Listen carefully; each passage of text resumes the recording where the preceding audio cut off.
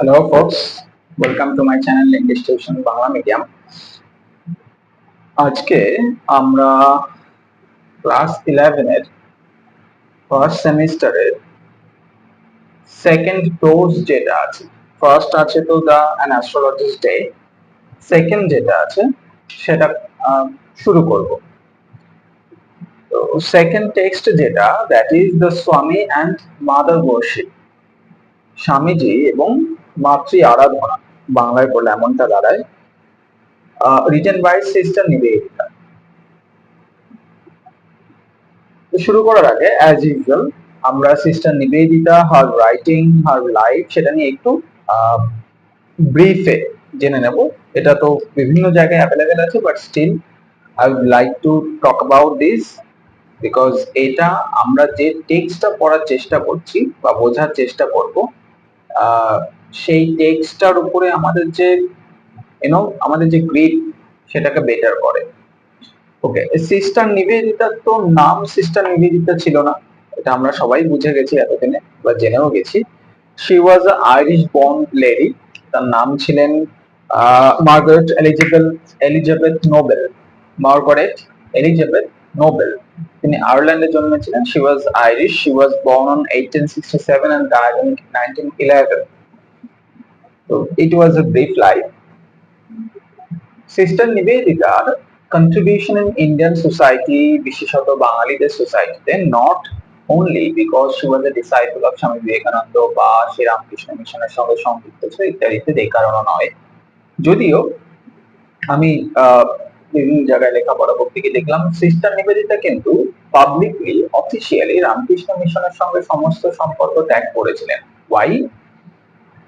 Because of her involvement in Indian freedom struggle, Indian ন্যাশনালিজমের সঙ্গে তার যে ইনভলভমেন্ট ছিল, তার জন্য তাকে পাবলিকলি রামকৃষ্ণ মিশনের সঙ্গে সম্পর্ক ত্যাগ করতে হয়েছিল। ওয়াই? কেননা অবশ্যই ব্রিটিশ পুলিশদের জন্য।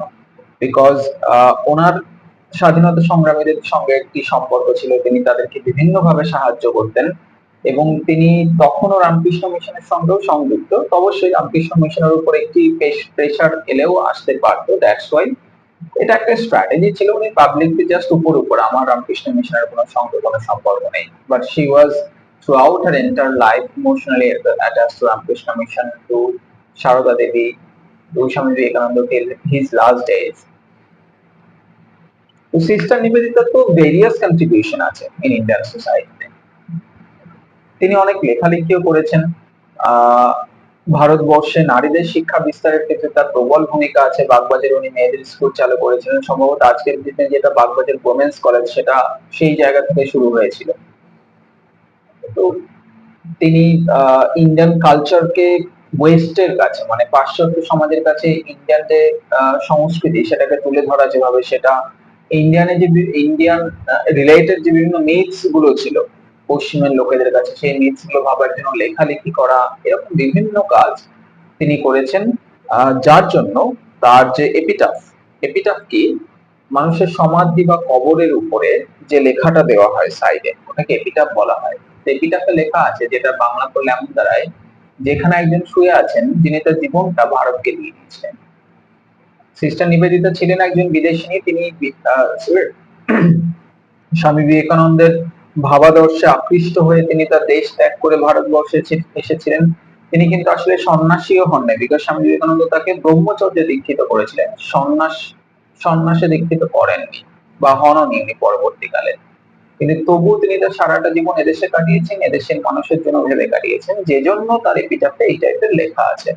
এখানে কেউ শুয়ে আছে যে তার সমগ্র জীবনটা ভারতবর্ষকে দিয়েছিলেন, তিনি ভারতবর্ষের জন্য বেঁচেছিলেন। তার বিভিন্ন লেখালেখি আছে, তার অনেক লেখা আছে তিনি, তার মধ্যে বিশেষত the web of Indian life, Kali the mother, the master as I saw him, যেটার এক্সট্রাক্ট, যেটার কিছু অংশ এখন আমরা পড়বো। The master as I saw him লেখা হয়েছিল 1910 সালে। তো এটা হলো ব্যাকগ্রাউন্ড। এবার যদি আমরা এই বিশেষ লেখাটার সঙ্গে চলে আসি, বিশেষ পোস্টটাকে নিয়ে কথা বলতে শুরু করি। The master as I saw him, এই লেখাটা যে রকমের, এটা বিশেষত সিস্টার নিবেদিতার স্বামী বিবেকানন্দের স্মৃতিচারণা বলা যেতে পারে। বিভিন্ন ভাবে স্বামী বিবেকানন্দ জীবন আচরণে স্বামী বিবেকানন্দ সিস্টার নিবেদিতার উপর স্বামী বিবেকানন্দের প্রভাব বা স্বামী বিবেকানন্দের বিভিন্ন বিষয় তার যে দৃষ্টিভঙ্গি সেগুলো এই the master as I saw him থেকে বোঝা যায় খুব সুন্দরভাবে। এটা যেটা আছে দ্য স্বামী অ্যান্ড মাদার ওয়ার্শিপ, যেহেতু এটা একটু থিওলজি একটু স্পিরিচুয়ালিটি ঘেঁষা লেখা, সেজন্য এটাকে শুরু করার আগে আমাদেরকে এর মধ্যে যেরকম দু একটা জিনিস বুঝে নিতে হবে, না হলে আমরা যখন পড়বো তখন আমাদের কনফিউশন হয়ে যেতে পারে, আমরা হয়তো অন্য কিছু ভাবতে শুরু করতে পারি। এখানে দু একটা জিনিস আসবে, গীতা, উপনিষদ, ব্রাহ্মণ্যত্ব, অদ্বৈত, এরকম আরো কিছু টার্মস আমরা এর মধ্যে পাবো। এগুলো অবশ্যই একটু খুব ভালো করে না বুঝতে পারলে বা খুব ভালো করে না পড়লে তুমি আমি অবশ্যই বুঝতে পারবো না। আর আমাদের এই শুধুমাত্র এই টেক্সটটা পড়ার জন্য এত কিছু না বুঝলেও চলে যাবে, কোনো বিশেষ প্রয়োজনও নেই এত কিছু বোঝার। বাট পড়তে পড়তে দু একটা জিনিস আসবে, যেমন অবশ্যই আধ্যাত্মিকতা স্পিরিচুয়ালিটি কি সেটা বুঝতে হবে আমাদেরকে, পড়তে পড়তে আমরা দেখবো সমাধি ইত্যাদি ইত্যাদি জিনিসপত্র আসবে। তো যাই হোক, সিস্টার নিবেদিতার লেখা যখন আমরা পড়তে শুরু করব তখন আমাদেরকে বুঝতে হবে তিনি যেটা করেছিলেন, বিশেষত তার বেশিরভাগ এফোর্ট যেটা থেকেছে এই লেখালেখির মধ্যে, যে ভারতীয় সমাজ সংস্কৃতি এবং হিন্দু ধর্মের বিভিন্ন বিষয়গুলোকে ওয়েস্টার্ন সোসাইটির কাছে তুলে ধরা। তো আমরা তার এই লেখাগুলো আমরা যখন পড়ছি তখন বুঝতে হবে যে তিনি এগুলো লিখেছিলেন বেসিক্যালি, যতটা আমার ধারণা, আমার মনেও হয় বিভিন্ন লেখালেখি থেকে পড়ে, যে ওনার মূল উদ্দেশ্য সেটাই ছিল যে যারা ওয়েস্টার্ন ফ্রেন্ডস ছিল ওনার, তাদের কাছে স্বামী বিবেকানন্দকে তুলে ধরা। অ্যাকচুয়ালি স্বামী বিবেকানন্দের যে আজকের বাংলায় বা আজকের ভাষায় ফ্যান ফলোইং, সেটা অবশ্যই শুধুমাত্র ভারতবর্ষে সীমাবদ্ধ ছিল না, বা অবশ্যই পশ্চিমবঙ্গ বা কলকাতাতেও সীমাবদ্ধ ছিল না। তোমরা যদি স্বামী বিবেকানন্দের জীবনী বা এইসব জিনিসপত্র পড়ো তাহলে বুঝতে পারবে স্বামী বিবেকানন্দ যখন বিশ্ব ধর্ম সম্মেলনে যোগ দিতে নিউ ইয়র্ক বা গেছিলেন, আমেরিকায় গেছিলেন, তারপরে যেহেতু 1 বছর তিনি সেখানে ছিলেন, 2-3 বছর, তার ভয়ানক ফ্যান ফলোইং ছিল, আবার আজকের ভাষাতে বলতে গেলে।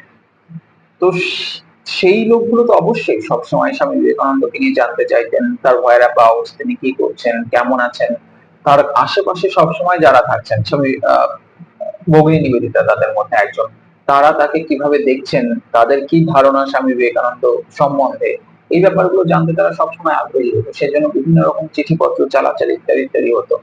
আজকের দিনের মধ্যে তো অবশ্যই ভিডিও কল নেই, চালিয়ে দিলাম হয়ে গেল, দেখে নিচ্ছে। তখনকার যে মোড অফ কমিউনিকেশন ছিল বায়া অল দিস থিংস, অবশ্যই সেই সব সংবাদের আদান প্রদান করতো।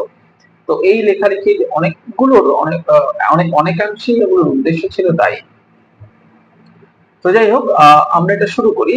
এই টেক্সটার যে নাম দেওয়া হয়েছে দ্য স্বামী অ্যান্ড মাদার ওয়ার্শিপ, এখান থেকে আমরা বুঝতে পারবো এই বিশেষ অংশটুকুর মূল বিষয়টা কি। স্বামীজি এবং মাতৃ আরাধনা, অর্থাৎ স্বামীজি মাতৃ আরাধনা, মা কালীর আরাধনাকে ঠিক কিভাবে দেখেছেন। আমরা জানি শ্রীরামকৃষ্ণ মা কালীকে খুব ইনফর্মাল ওয়েতে পুজো করতেন। ইনফর্মাল ওয়েতে মানে মা শ্রীরামকৃষ্ণের জন্য কোনো বিশেষ দেবী দেবতা বা এরকম শুধুমাত্র ছিলেন না, মা ছিলেন তার ঘরের মেয়ে, যার কাছে খাবার চাওয়া যায়, যাকে বকুনি দেওয়া যায়, যার কাছে আশীর্বাদ চাওয়া যায়, যে কোনো কিছু। আমার এখন মনে হলো আমি এখন ডাকবো, তার জন্য বিশেষ কোনো প্রস্তুতি দরকার নেই। তো মা শ্রীরামকৃষ্ণর কাছে সেরকম একজন ছিলেন। তো এক্ষেত্রে আমরা যেটা দেখবো এই লেখাটার যে মূল প্রতিপাদ্য বিষয় সেটা হলো স্বামীজির কাছে মাতৃ আরাধনা ঠিক কেমন ছিল, কি ছিল। শুরু করা যাক। The story of the glimpses which I caught of this part of Swami's life would be singularly incomplete if it contained no mention of his worship of the mother. The story of the glimpses, সেই which I caught of this part of Swami's life, আমি স্বামীজির জীবনের এই অংশে যে জিনিসগুলো দেখেছি, যে চিত্রগুলো দেখেছি, সেগুলোর গল্পটা অসম্পূর্ণ থেকে যাবে, would be singularly incomplete, অসম্পূর্ণ থেকে যাবে, if it contained no mention of his worship of the mother, যদি এর মধ্যে তার অর্থাৎ স্বামীজির মাতৃ আরাধনার ব্যাপারে কিছু না বলা থাকে। অর্থাৎ sister Nivedita, the master as I saw him, Swami Vivekananda সম্বন্ধে লিখছেন, লিখে একটা জায়গায় এসে উনি বলছেন যে স্বামী বিবেকানন্দের জীবনের জীবনের যে অংশটার গল্প আমি এখন বলছি বা লিখছি, সেটা অসম্পূর্ণ থাকবে যদি এখানে স্বামী বিবেকানন্দের মাতৃ আরাধনার ব্যাপার স্যাপার সম্বন্ধে কিছু না বলা হয়। স্পিরিচুয়ালি স্পিকিং, আধ্যাত্মিকতার দিক থেকে বলতে গেলে, I have always felt that there were two elements in his consciousness. আমি সবসময় ভেবেছি there were two elements in his consciousness, তার চৈতন্যের দুটো দিক ছিল। Undoubtedly he was born a Brahman জননী, নিশ্চিতভাবে তিনি ব্রহ্ম জননীতে জন্মেছিলেন, অর্থাৎ হিন্দু ধর্ম অনুযায়ী যে জীবন বা জন্মের যে বিভিন্ন স্তর হয় তার মধ্যে সর্বোচ্চ স্তরকে বলা হয় এই ব্রহ্ম জননী। As Ramakrishna Paramhansa so frequently insisted, যেমনটা রামকৃষ্ণ পরমহংস খুব বলতেন যে স্বামী বিবেকানন্দের জন্ম কিভাবে হয়েছে। এইটাও গল্পের ছলেই পড়তে পারে অনেক মাঝে মাঝে এই জিনিসগুলো, যে স্বামী রামকৃষ্ণ দেবের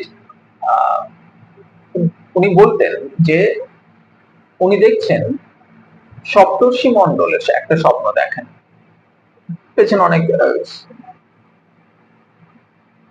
পৌরাণিক ব্যাপার স্যাপার ছিল। অর্থাৎ রামকৃষ্ণদেব এই স্বপ্নের মধ্যে থেকে উনি বুঝতে পারেন যে স্বামী বিবেকানন্দ যে জন্মটা হচ্ছে শিশুটির, সে আসলে কোনো সাধারণ শিশু নয়, সেই সপ্তর্ষি মণ্ডল থেকে খসে আসা একটি নক্ষত্র, একজন ঋষির জন্ম হচ্ছে। তো শ্রী রামকৃষ্ণ দেবী এটা বলতেন সবসময় যে বিবেকানন্দের জন্ম হয়েছে একেবারে উচ্চ স্তর থেকে। When he was only 8 years old, যখন তার বয়স মাত্র 8 ছিল, sitting at his play, খেলতে খেলতে, he had developed the power of entering samadhi, তিনি সমাধিস্থ হয়ে যাওয়ার ক্ষমতা অর্জন করেছিলেন। এই সমাধিস্থ হয়ে যাওয়াটাকে গভীর তপস্যায় মগ্ন হওয়াকে সমাধি বলা হয়। অর্থাৎ যে সমাধির মধ্যে আছে তার জীবন মৃত্যুর খেয়াল থাকবে না, কিন্তু সে যে কোনো একটি নির্দিষ্ট চিন্তার দিকে মগ্ন হয়ে যে ধ্যান করছে, এটাকে সমাধি বলা হয়। The religious ideas towards which he naturally gravitated, ধর্মের সেই সব ধারণাগুলো যেগুলোর প্রতি সে সাধারণভাবে আকৃষ্ট হতো, were highly abstract, চরমভাবে বিমূর্ত ছিল, and philosophical, এবং দার্শনিক ছিল। অর্থাৎ স্বামী বিবেকানন্দর বিভিন্ন লেখা তোমরা যদি পড়ো বা তার জীবনী যদি তোমরা পড়ো বা আমরা পড়ি, আমরা দেখতে পাবো স্বামী বিবেকানন্দের ধর্ম কখনো তোমার আমার হিন্দু ধর্ম বা যে কোনো ধর্ম ছিল না, মানে আচার বিচার ইত্যাদি ইত্যাদি এত কিছু নিয়ে উনি কখনো ধর্ম করতে বলেননি।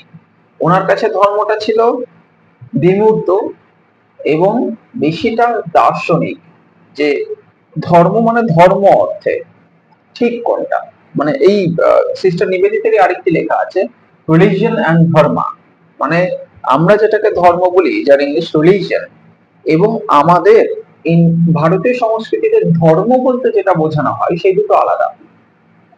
মানে তুমি আমি হিন্দু, এটাকে আমরা ধর্ম বলি, বাট ধর্মটা আবার আলাদা। এইটার একটি প্রমাণ বা এটার একটি উদাহরণ আমরা পেতে পারি আমাদের সমাজে এখনো যখন ঝগড়া ঝামেলা হয় দু তিনজন মানুষের মধ্যে, একটু যদি বয়সের বেশি হয়ে যায়, তারা বলে যে এটা কি তোর ধর্ম, তোর ধর্মে এটা সইবে, এই টাইপের কথা বলে। নাও হোয়াট ইজ দিস ধর্ম দেন? একজন হিন্দু একজন মুসলিম বা যেই ঝামেলা করছে তারা বলে এটা কি তোর ধর্ম সইবে, নাহলে এই ধর্মটা কি? এই ধর্মটা এক অর্থে তো তাদের নিজের নিজের ধর্ম, যে যে যে ধর্ম পালন করছে, আরো অর্থ এই ধর্মটা হলো ন্যায়ের বিমুক্ত প্রতীক, মানে যেটা ঠিক জাস্ট সঠিক সেইটাই ধর্ম বা ধর্মের কাছাকাছি। এই যে একটা ধারণা, এই যে একটা দার্শনিক ধারণা, বা এটা খুবই সামান্য, এর থেকে যে উচ্চ স্তরের দার্শনিক ধারণা ছিল ধর্মের, তিনি সেগুলো নিয়ে খুব চিন্তিত থাকতেন, সেগুলো নিয়ে আকৃষ্ট হতেন Swami Vivekananda. The very reverse of those which are commonly referred to as idolatrous, অর্থাৎ abstract বিমূর্ত। এবং নিবেদিতা বলছেন যে স্বামী বিবেকানন্দ বিমূর্ত এবং ধর্মের বিমূর্ত এবং দার্শনিক দিকগুলোতে আকৃষ্ট হতেন। The very reverse of those, যেটার সম্পূর্ণ উল্টোটা হলো, যেগুলোর সবথেকে সম্পূর্ণ উল্টোটা হলো কি, which are commonly referred to as idolatrous, যেগুলোকে সাধারণভাবে বলা হয় idolatrous, যার বাংলা হয় মূর্ত, মানে যা কোনো জাগতিক জিনিসের সম্বন্ধে নিয়ে সম্বন্ধিত। অর্থাৎ ধর্মের তো দুটো দিক হতে পারে, যেমন হিন্দু ধর্মে নিরাকার, সাকার ইত্যাদি ইত্যাদি এইসব ধারণা আছে। তো নিরাকারকেই নিরাকার ব্রহ্ম বলা হয়, অর্থাৎ তুমি ব্রহ্মের উপাসনা করছো যার সত্যি কোনো আকার নেই। তুমি একটা গাছের মধ্যেও ব্রহ্ম দেখতে পারো, একটা মানুষের মধ্যেও, একটা গরু গাধা কুকুরের মধ্যেও দেখতে পারো, অর্থাৎ ঈশ্বর সর্বোচ্চ বিরাজমান। স্বামী বিবেকানন্দই বলতেন যে তাহলে মূর্তি পুজোটা কেন হচ্ছে? মূর্তি পুজোটা সবাই তো সব রকম হয় না। যিনি ফাঁকা, কিছু নেই, তার মধ্যে ঈশ্বরকে দেখতে পারেন, তিনি উচ্চ স্তরে। বাট আমি তো অধম, আমার তো সেই ক্ষমতা নেই। আমার ওই জন্য সামনে একটা ঈশ্বরকে দরকার, একটা ভগবানকে দরকার, একটা দেবতাকে দরকার, একটা মাধ্যমকে দরকার, মিডিয়ামকে দরকার, যার মধ্যে দিয়ে আমি ঈশ্বরের দিকে যেতে চাইবো। অর্থাৎ এটা হলো সাকার হয়ে গেল। ওই যে সাকার নিরাকার বা মৃন্ময়ী মাঝে চিন্ময়ী, খুব ভালো কথা। অর্থাৎ মৃন্ময়ী থেকে চিন্ময়ীর দিকে যাওয়া, মাটির মূর্তি মৃন্ময়ী, মৃন্ময়ী মায়ের মধ্যে থেকে ওই মাটির মূর্তিকে পুজো করতে করতে আমি যে চিন্ময়ী মা, অর্থাৎ যে নিরাকার ব্রহ্ম, তার দিকে অগ্রসর হচ্ছে। এই দুটো হলো অপোজিট, সেটাই, যদিও মিডিয়াম। বাট স্বামী বিবেকানন্দের যে ধর্ম নিয়ে যে আলোচনা, সেটা এই আইডোলেট্রাস যে আলোচনা হলো তার ঠিক উল্টোটা হতো। In his youth, তার অল্প যুবক বয়সে, and presumably when he had already been some time under the influence of Sri Ramakrishna, এবং সম্ভবত তিনি যখন শ্রী রামকৃষ্ণর অধীনে কিছু বছর কিছুদিন কাটিয়ে ফেলেছেন, অর্থাৎ শ্রী রামকৃষ্ণের যে প্রভাব তার উপরে তার কিছুদিন কেটে গেছে, he became a formal member of the সাধারণ ব্রাহ্ম সমাজ। তিনি সাধারণ ব্রাহ্ম সমাজের একজন সভ্য হলেন। সাধারণ ব্রাহ্ম সমাজ কি আমরা জানি, তখনকার দিনে ব্রাহ্ম সমাজ ছিল রামকৃষ্ণ, আমাদের রামমোহন এই সময় থেকে ঠাকুর বাড়ি, অর্থাৎ রবীন্দ্রনাথ ঠাকুরদের পরিবারও ব্রাহ্ম ছিলেন। তো এই ব্রাহ্ম সমাজের কিন্তু এরকম হতো, ব্রাহ্ম মন্দিরে কোনো দেবতার দেবদেবীতার ছবি থাকতো না। তো তারা এরকম নিরাকার ব্রহ্মের পুজো করতো, সেখান থেকে ব্রাহ্ম ধর্ম বা ব্রাহ্ম সমাজ চলে এলো। তো এই যে স্বামী বিবেকানন্দ যে ধর্মের স্পিরিচুয়াল অ্যান্ড ফিলোসফিক্যাল অ্যাঙ্গেলের উপরে ওনার যে টান, সেটা বোঝানোর জন্য ভগিনী নিবেদিতা এই তথ্যগুলো দিচ্ছেন যে তিনি একটু যুবক বয়সে কিন্তু সাধারণ ব্রাহ্ম সমাজের সদস্যপদ গ্রহণ করেছিলেন। In England and America, he was never known to preach anything that depended on a special form. England এবং আমেরিকাতে তিনি কখনোই এমন কোনো বক্তব্য দেননি বা এমন কোনো ধর্মের প্রচার করেননি যেটা কোনো বিশেষ ফর্ম বা বিশেষ আকারের উপর নির্ভরশীল। অর্থাৎ স্বামী বিবেকানন্দ যে ধর্ম প্রচার করেছিলেন পাশ্চাত্য দেশে, সেটা সবসময় নিরাকার ধর্ম, নিরাকার ব্রহ্মের উপাসনা বা নিরাকার ব্যাপার স্যাপার নিয়ে, ideal philosophical angle of the religion. কখনোই এই সাকার ধর্ম বা এইগুলো কিন্তু তিনি কখনো প্রচার করেননি। The realization of Brahman was his only imperative. The Advaita philosophy, his only system of doctrine. The Vedas and Upanishads, his sole spiritual scriptural authority. The realization of Brahman was his only imperative. ব্রাহ্মণত্বকে বুঝতে পারা, realise করা তার একমাত্র উদ্দেশ্য ছিল। The Advaita philosophy, his only system of doctrine, তার একমাত্র মতবাদ ছিল অদ্বৈতবাদ। And the Vedas and Upanishads, his sole scriptural authority, এবং বেদ এবং উপনিষদ ছিল তার একমাত্র পুস্তক, ধর্মগ্রন্থ, স্ক্রিপচার যেটাকে বলা হয়, শাস্ত্র গ্রন্থ যেটাকে বলা হয়। নাও এই যে একটা লাইন, এই একটা লাইনের মধ্যে অনেক কিছু আছে যেটা আমাদের বুঝতে হবে। প্রথমত ব্রাহ্মণ, এই যে ব্রাহ্মণ কথাটা, এই ব্রাহ্মণ কথাটা দুটো দিক হয়। এক তো অবশ্যই আমরা ব্রাহ্মণ বলতে যেটা বুঝি যে চতুর্বর্ণ, ব্রাহ্মণ, ক্ষত্রিয়, বৈশ্য, শূদ্র, তাদের মধ্যে সর্বস্তরের যে সেটা হলো ব্রাহ্মণ। এটা একটা জিনিস আমরা জানি, আমাদের আশেপাশে অনেক আছে। আর একটা যদি উপনিষদ সম্বন্ধিত কথা আছে, সেখানে ব্রাহ্মণত্ব আর একটা জিনিস। সেটা কি? ব্রাহ্মণত্ব হলো সেই আলটিমেট রিয়েলিটি যেটার দিকে সব মানব জাতি এগোচ্ছে। মানব জাতির মূল উদ্দেশ্য যে আলটিমেট রিয়েলিটিকে অ্যাচিভ করা, মানে সেই সর্বোচ্চ স্তর যেটা আমরা অ্যাচিভ করার জন্য প্রচেষ্টা চালিয়ে যাই, সেটা হলো ব্রাহ্মণত্ব। সেটা অবশ্যই কোনো জাগতিক বস্তু নয়, যেটা আমি আশেপাশে ধরে ছুঁয়ে সুখে বুঝতে পারি, তেমন নয়। একটা আধ্যাত্মিক ব্যাপার যার মধ্যে সবকিছু আছে, কিন্তু আমরা সেটাকে ধরার চেষ্টা করি, আমরা সেটাকে অ্যাচিভ করার চেষ্টা করি, কিন্তু ধরতে পারলেও কিন্তু সেটা কিছু নয়। আবার